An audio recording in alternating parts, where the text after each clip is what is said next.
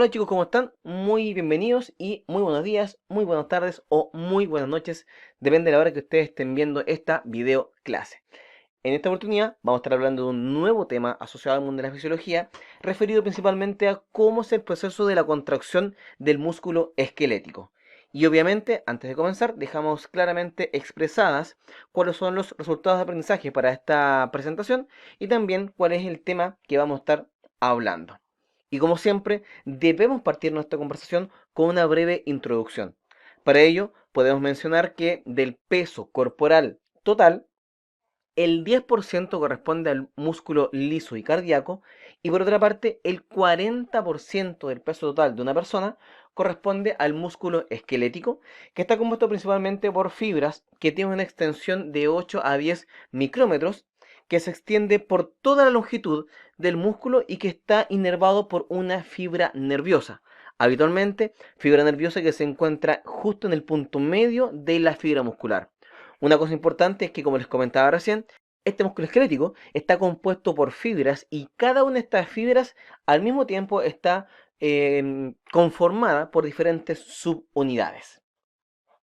Entonces, evidentemente, antes de conversar acerca de cómo se produce el proceso de la contracción muscular, hay que más o menos tener una referencia de cómo es que se distribuye la anatomía de la fisiología del músculo esquelético.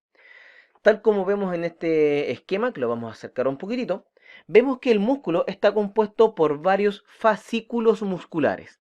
Y a su vez, los fascículos musculares están hechas por diferentes fibras musculares y cada una de las fibras musculares están compuestas por diversas miofibrillas. Antes de comenzar de lleno directamente con el proceso de la contracción muscular, primero hay que hacer una orientación respecto a cuáles son las partes y los elementos que componen a esta fibra muscular. Primera cosa, tenemos una estructura llamada el sarcolema, también conocido como el miolema, que representa a la membrana plasmática de la célula muscular. Tal como dice acá, es la membrana celular muscular, que está compuesta por una capa delgada de polisacáridos y que también contiene fibras de colágeno, que entonces permiten que le demos cierta estructura y cierta estabilidad.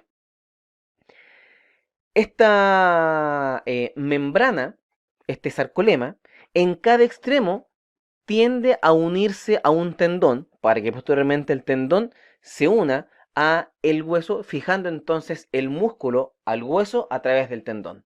Como les comentaba entonces, este sarcolema, también conocido como miolema, es esta capa externa que se ve acá, que estoy marcando ahora en color rojo, que indica entonces cuál es la membrana celular de la célula, valga la redundancia, del tipo músculo esquelético.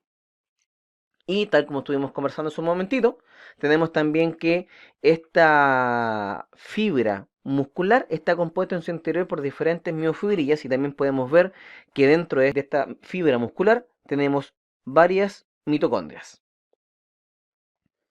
Y hay que entender también que cada fibra muscular está compuesta por varias miofibrillas. Y de forma simultánea, cada miofibrilla también tiene sus respectivos componentes y sus respectivas partes.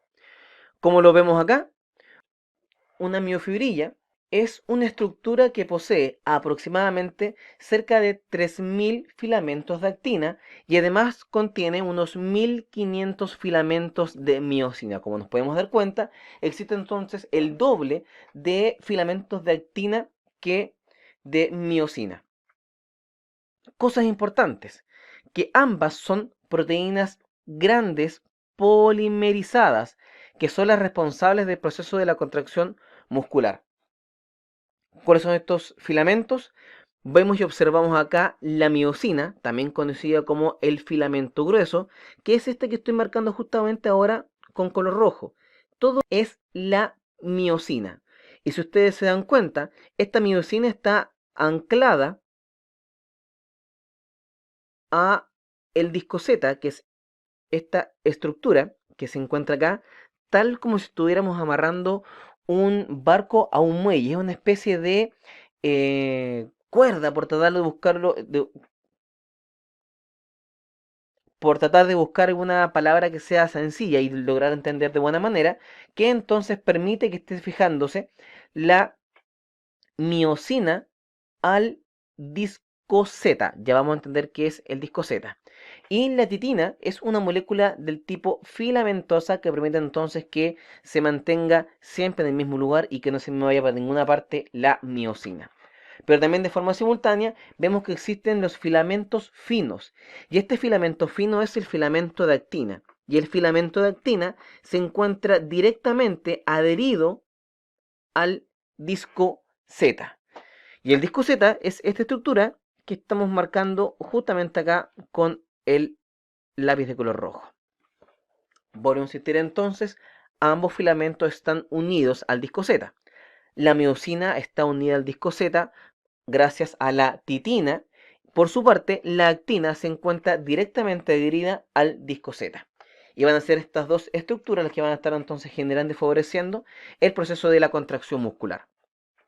Dentro de esto entonces que tenemos que considerar que cada fibra muscular está compuesta por miles de miofibrillas, donde cada una de estas miofibrillas, como les comentaba recién, posee una gran cantidad de actina y miosina. Por cierto, la actina y la miosina se encuentran parcialmente entrecruzadas, tal como lo vemos acá. Vemos en color rojo la actina y vemos en color azul la miosina. Y se encuentran parcialmente entrecruzadas porque se ve que hay un segmento donde ligeramente una con otra se van cruzando.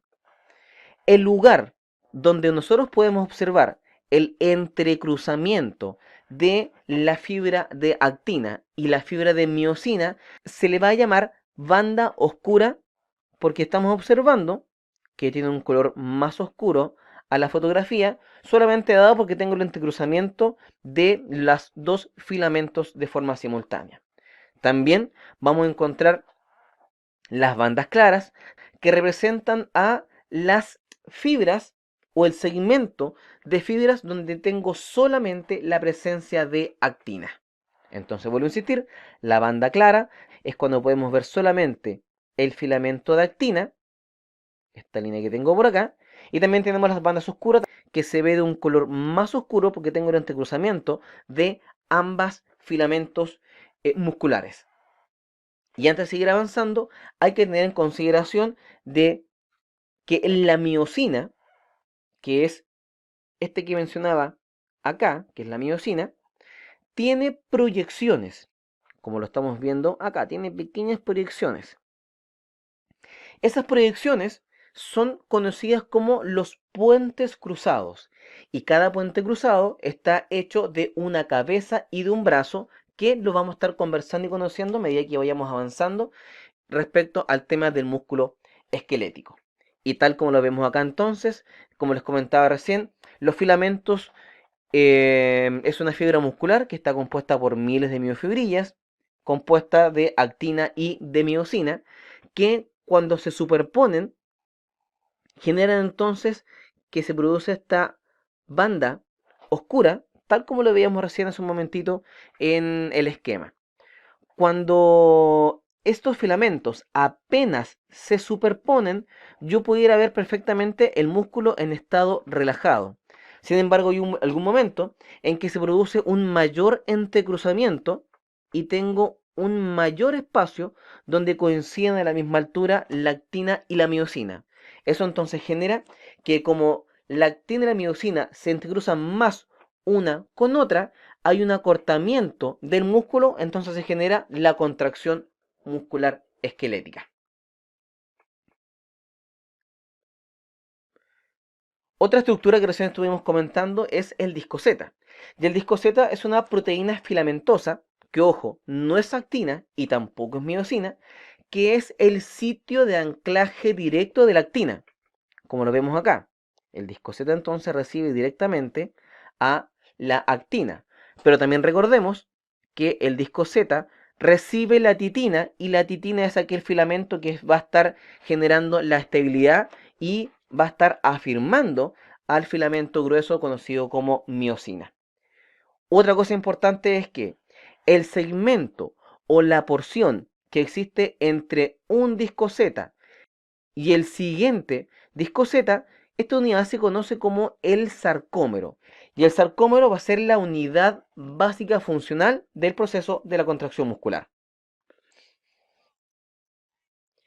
Sigamos también describiendo cómo es esta fibra del músculo esquelético, donde hay una estructura, hay un segmento, hay una parte que se llama el sarcoplasma. Y el sarcoplasma es el líquido intracelular que rellena los espacios entre las diferentes miofibrillas.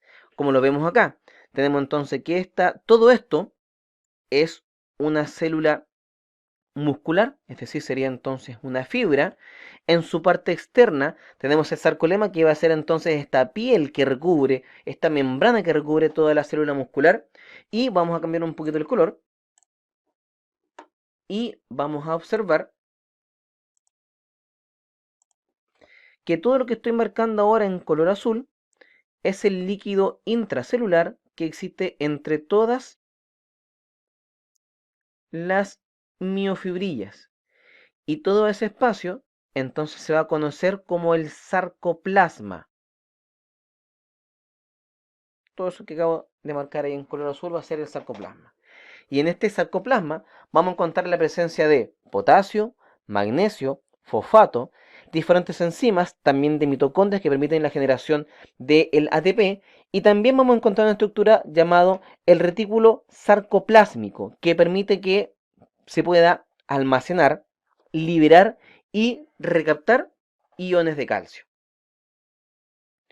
Ahí vemos entonces el sarcolema, que es esta membrana que recubre toda la célula. El sarcoplasma, que es el líquido intracelular que rellena el espacio entre las miofibrillas. Y el retículo sarcoplásmico, que como les comentaba recién, se encarga del almacenaje, liberación y recaptación del calcio.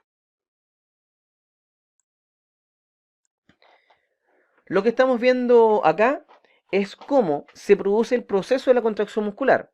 Vemos que a través de una fibra motora llega el mensaje desde un nervio hasta la fibra muscular, estimulando la liberación de un neurotransmisor llamado acetilcolina.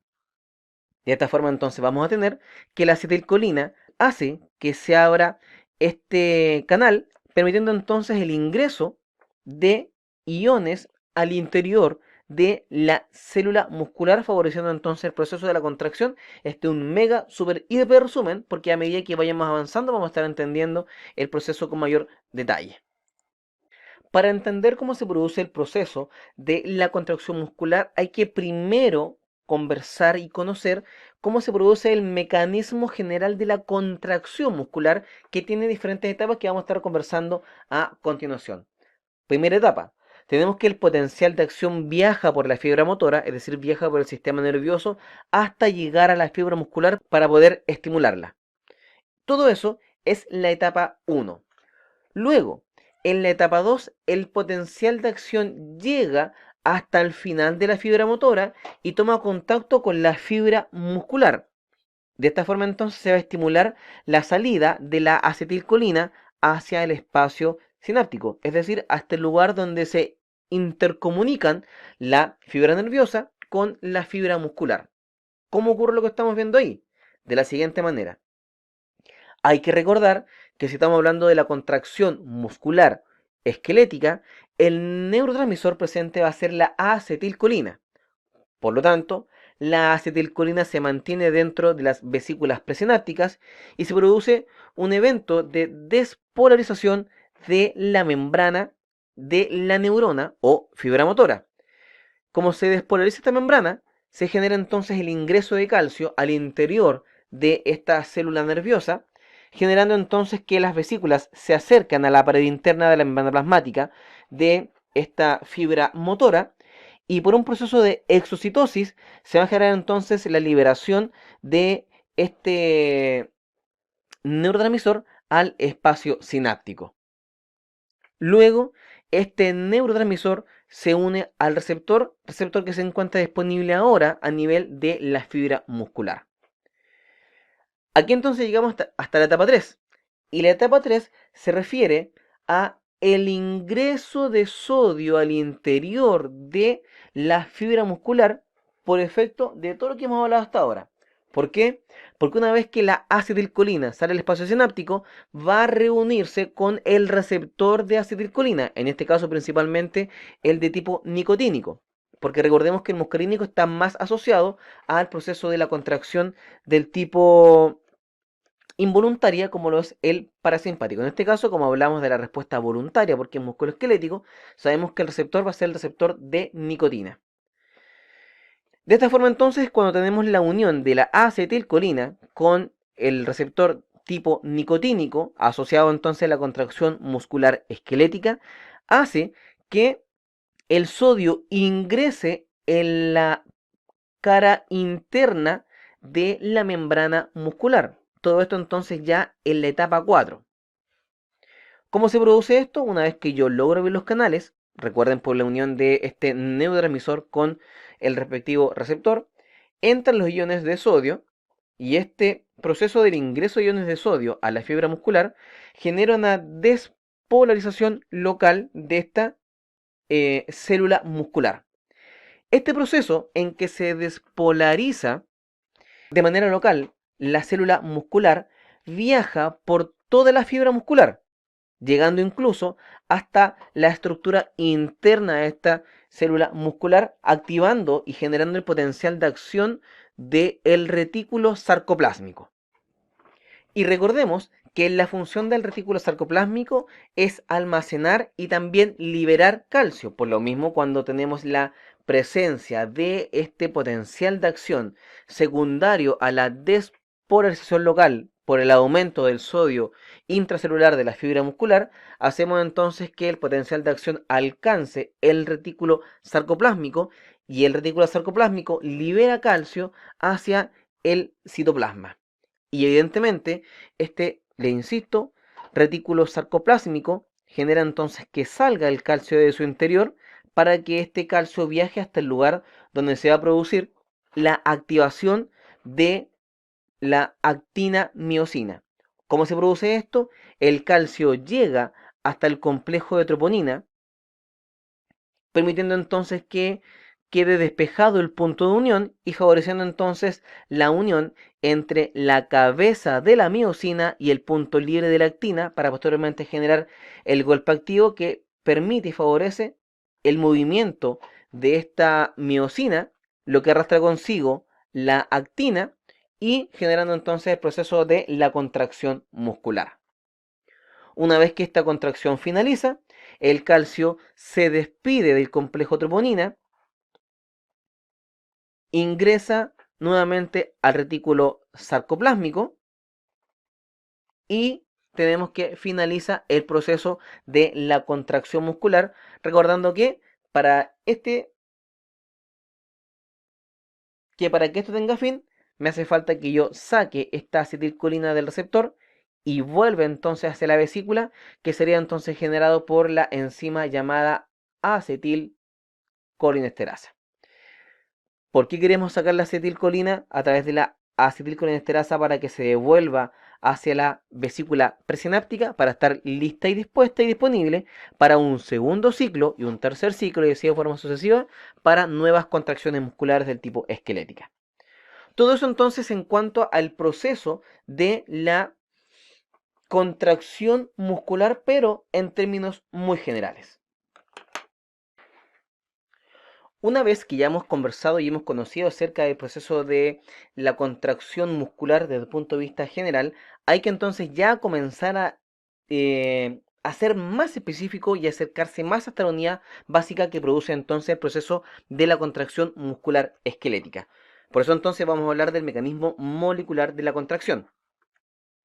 Hay que recordar que el mecanismo molecular de la contracción muscular esquelética se debe al proceso del deslizamiento de los filamentos uno por sobre otro.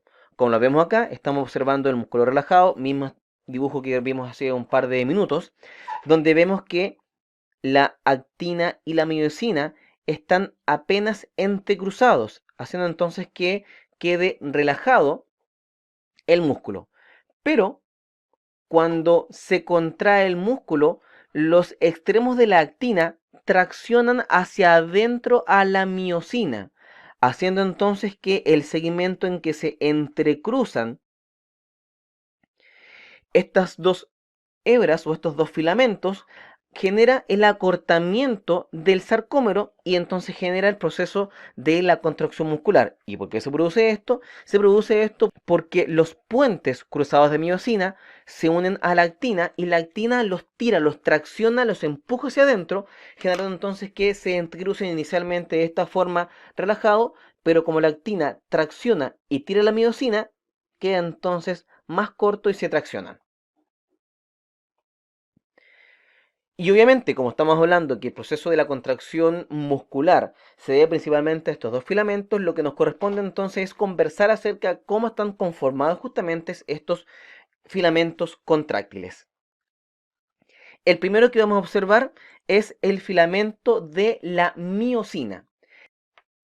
El filamento de miosina está compuesto por múltiples moléculas de miosina. Está hecha por 6 cadenas polipeptídicas, 2 cadenas pesadas y 4 cadenas ligeras. ¿Cómo ocurre esto? Las dos cadenas pesadas entre sí se van a comenzar a enrollar, formando una doble hélice. En un extremo se forma la cola de la miosina y el conjunto de colas de miosina se comienzan a agrupar entre sí para formar entonces un solo gran filamento. Pero ¿qué ocurre con el otro extremo?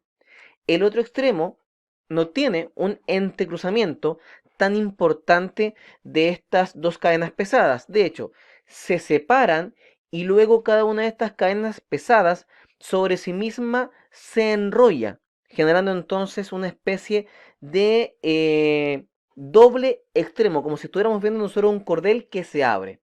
Y a su vez, estas cadenas pesadas que en un extremo forman una cola, pero en el otro extremo se plegan sobre sí mismas y entonces forman dos entrecruzamientos distintos. A cada uno de estos entrecruzamientos se le van a agregar dos cadenas ligeras a cada uno. Veámoslo entonces de manera más sencilla. Lo que estamos viendo acá es las dos cadenas pesadas que forman la cola, pero luego vemos que las cadenas pesadas se separan y se enrollan sobre sí mismas, una por un lado, la otra por otro lado. Y es en esta estructura en que se van a unir dos cadenas ligeras de miosina en cada una de estas cadenas gruesas. Y todo esto conforma la estructura llamada cabeza, que es entonces la cabeza de la miosina. Luego tenemos la cola y el segmento dispuesto entre la cola y la cabeza se llama entonces brazo. Por lo tanto, vemos que los extremos plegados sobre sí mismos forman entonces dos cabezas, recordando que se van a unir dos cadenas ligeras a cada uno de estos extremos de la cadena pesada que se plegaron sobre sí mismos, generando entonces la cabeza de la miosina. La cabeza de la miosina se junta con el brazo de la miosina para formar entonces la estructura llamada el puente cruzado. Otro elemento a tener en consideración es que la cabeza de la miosina tiene actividad ATPasa. ¿Qué quiere decir esto? Significa que la cabeza de la miosina permite que el ATP se transforme en ADP más un fósforo del tipo inorgánico. Lo que estamos viendo acá entonces finalmente en este segmento que estoy marcando ahora, entonces me indica que esta es la miosina y la miosina forma esta cola que se enrolla sobre sí misma y se enrolla con las demás unidades de las miosinas. Y también tenemos acá arriba que esta cadena empieza a plegarse sobre sí misma cada una de las cadenas pesadas, formando entonces una especie como de dobles patitas, como de dobles cabezas. Por lo tanto, entonces uno podría pensar que de cada brazo aparecen dos cabezas, porque evidentemente sabemos que la cola son dos hebras que se enrollaron. Y recuerden que a cada una de estas hebras o cadenas pesadas se le van a estar agregando a cada una dos cadenas ligeras, formando entonces la cabeza de la miosina.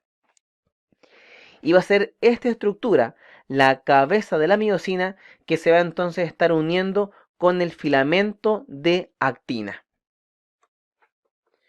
Entonces, evidentemente también nos queda conversar respecto a qué es el filamento de actina. El filamento de actina De partida es una molécula F-actina bicatenaria, es decir, es una cadena doble que se comienza a entrecruzar. Y esta cadena doble que se entrecruza posee los llamados puntos activos. Una cosa importante a considerar es que el punto activo le gusta interactuar con el ADP, y el ADP va a estar presente en la cabeza de la miosina. Por lo tanto, si el punto activo está descubierto y está disponible, va a atraer a la cabeza de la miosina para que entonces se logre reunir actina más miosina. Pero ojo, que la actina también tiene otras estructuras. También vamos a observar que la tropomiosina, cuando se encuentra en reposo, está cubriendo el punto activo. Por lo tanto, si la tropomiosina está cubriendo el punto activo queda tapado y no permite entonces detectar el ADP de la miosina, evitando de esta forma entonces la interacción actina y miosina. ¿Por qué? Porque la tropomiosina está tapando el punto activo. Y luego tenemos finalmente que existe una estructura llamada la troponina. Y la troponina es un complejo de 3 subunidades proteicas, donde tenemos la troponina I, asociada principalmente a la afinidad por la actina, y permite entonces que este complejo troponina quede unido a la actina. También tenemos la troponina C, que tiene una afinidad importante y particular por el calcio, entonces va a ser esta troponina en particular del complejo troponina que va a estar recibiendo al calcio. Y también tenemos la troponina T, que tiene una afinidad importante con la tropomiosina. Por lo tanto, si alguien va a ser capaz de arrastrar y de correr la tropomiosina para que la tropomiosina deje visible y deje disponible el punto activo, sería justamente entonces esta troponina T. Entonces vamos a conversar cómo se produce finalmente el proceso de la interacción entre la actina, la miosina y el calcio. Cuando tenemos que la actina está inhibida, se debe a que la troponina no logra traccionar la tropomiosina. Y como no se tracciona la tropomiosina, el punto activo queda tapado y no hay interacción actina con miosina y por lo tanto no habría contracción. ¿Y cómo activamos este filamento? ¿Cómo podemos activar el proceso de esta contracción? Primero, el calcio va a inhibir el efecto inhibidor de la tropomiosina, a razón de que el calcio, que recordemos que el calcio salía desde el retículo sarcoplásmico, es decir, en la parte anterior que estábamos conversando de la clase, el calcio se une a la troponina C. Y cuando el calcio se une a la troponina C, genera un cambio conformacional y tira y arrastra a la tropomiosina. Por lo tanto, la tropomiosina deja de abrir el punto activo y entonces de esta manera podemos observar que el punto activo queda disponible. Y como queda disponible, logra atraer la cabeza de la miosina, generando entonces la unión entre la actina y la miosina. Una vez que tenemos la unión entre la actina, activada por el calcio, y la miosina, que poseía ADP, se produce el llamado golpe activo, que es cuando se une la cabeza de la miosina y pega, entre comillas, una especie como de cabezazo, pega un empujón esta cabeza de miosina que arrastra consigo entonces a la actina, generando entonces el proceso de la contracción.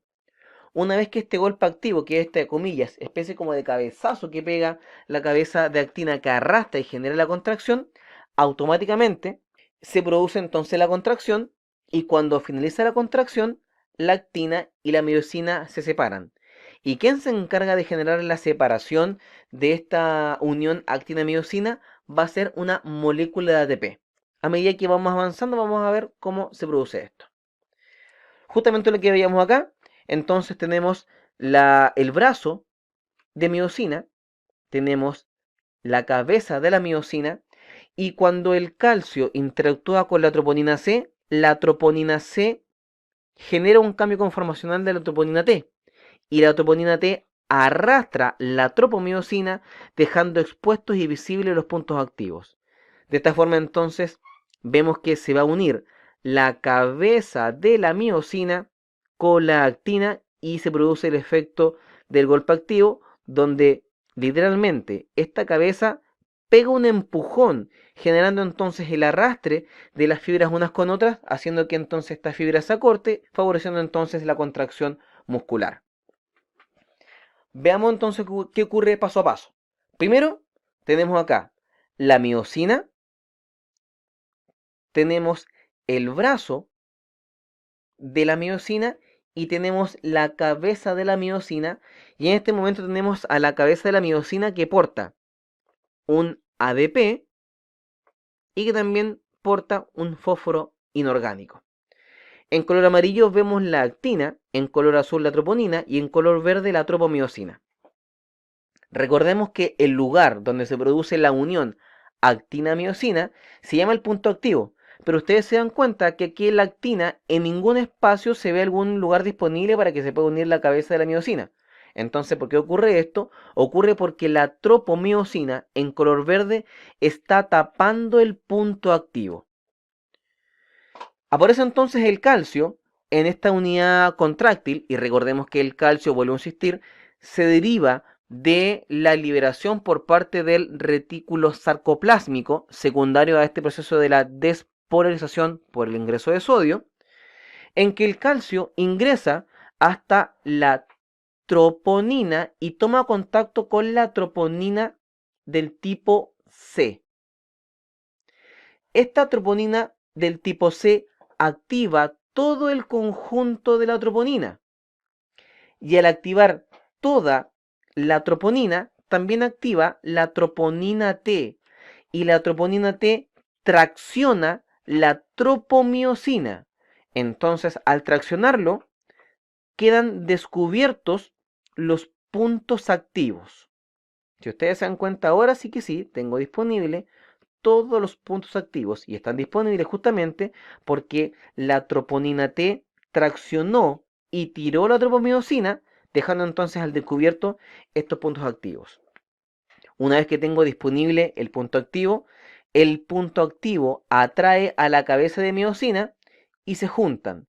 Y una vez que se juntan, se produce el proceso de el golpe activo y vemos entonces que la cabeza de miosina pega un golpe hacia adelante, haciendo entonces que estas estructuras, estos filamentos, se entrecrucen, generando entonces el acortamiento del sarcómero y por lo mismo entonces la contracción del músculo esquelético.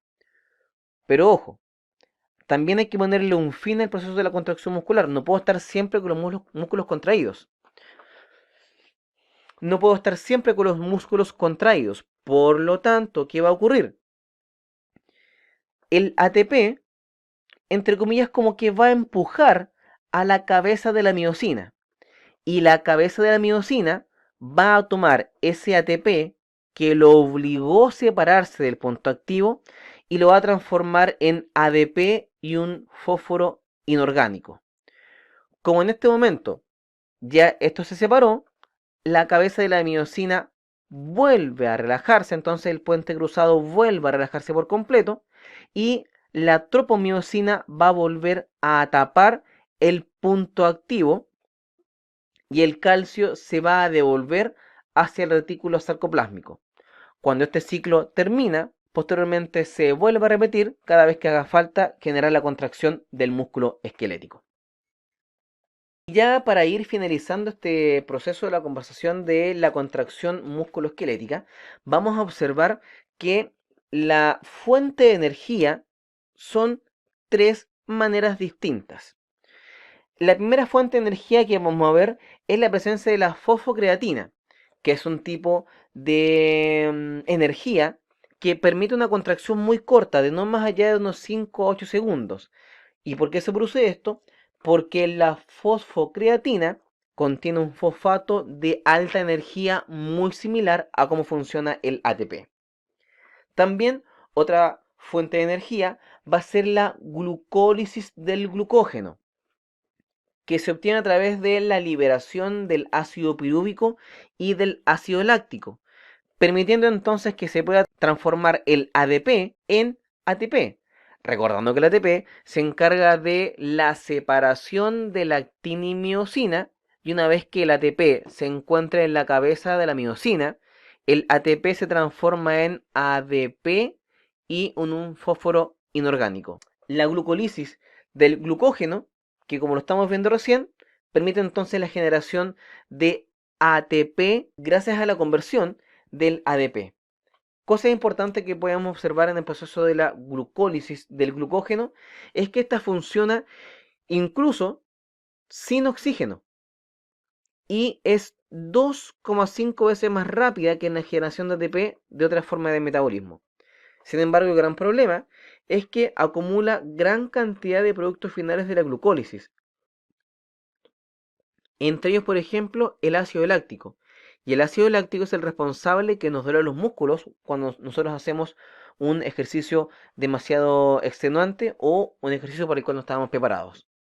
Y finalmente tenemos que la tercera fuente del metabolismo oxidativo es la combinación de oxígeno con productos finales de glucólisis, principalmente gracias a la degradación de hidratos de carbono, de grasas y proteínas. Y va a ser el metabolismo oxidativo el que se va a encargar de la producción de cerca del 95% de la energía total que requieren los músculos para poder funcionar, permitiendo entonces de esta manera, a través de este metabolismo y que nosotros generamos energía a partir de este proceso, es que logramos entonces mantener una contracción de forma mantenida, incluso en algunos casos, por varias horas. Finalmente no nos queda más que indicar que existen dos tipos de contracción muscular. Está la contracción isotónica, donde el músculo cuando está en reposo o está relajado tiene cierta extensión, pero cuando el músculo genera la fuerza, genera la contracción muscular, tenga un acortamiento de la extensión de la fibra muscular. Pero también vemos que existe la contracción isométrica, y la contracción isométrica se refiere a que no hay variación de el tamaño de la fibra muscular o del músculo, pero aún así es capaz de generar una tensión para poder levantar cierto peso. Y finalmente, en cuanto a la unidad motora, se refiere entonces a la fibra motora que sale desde el sistema nervioso central, que llega entonces hasta la unidad motora, que es el lugar donde van a estar llegando todas las fibras nerviosas que van a estar entonces indicando y controlando el proceso de la contracción muscular. Eso, chiquillos, entonces es todo lo que podemos conversar respecto a este tema llamado el músculo esquelético, y no nos queda más que despedirnos y esperar encontrarnos en una próxima oportunidad en alguna de las clases disponibles de el Profe Cepeda. Chao, chao.